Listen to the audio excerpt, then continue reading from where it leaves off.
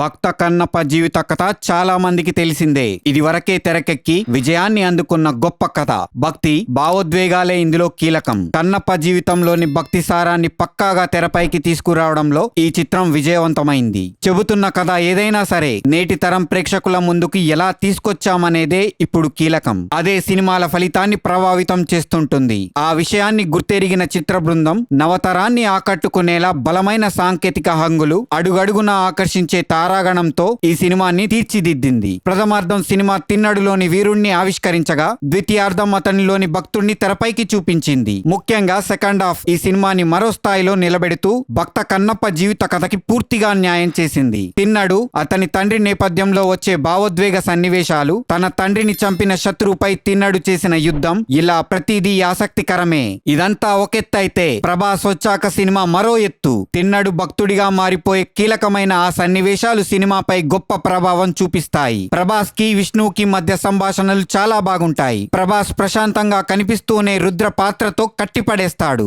మొత్తంగా కన్నప్ప ఓ మంచి ప్రయత్నం అనిపిస్తుంది. భక్తి ప్రధానమైన ఈ సినిమాలో మరీ లోతైన భావాలతో కాకుండా నవతరం సులభంగా అర్థం చేసుకునేలా మాటలు ఉంటాయి. పాత్రల్లోనూ సాహిత్యం బాగుంది. నిర్మాణం ఉన్నతంగా ఉంది. దర్శకుడు భక్తి ప్రధానమైన ఈ కథని చెప్పడంలో స్పష్టత ప్రదర్శించాడు. బుల్లి తెరపై పురాణాల్ని తెరపైకి తీసుకొచ్చిన అనుభవం ఈ సినిమా విషయంలో ఆయనకి బాగా పనికొచ్చింది. మరి భక్త కన్నప్ప గురించి మీరేమనుకుంటున్నారో కింద కమెంట్లో చెప్పండి.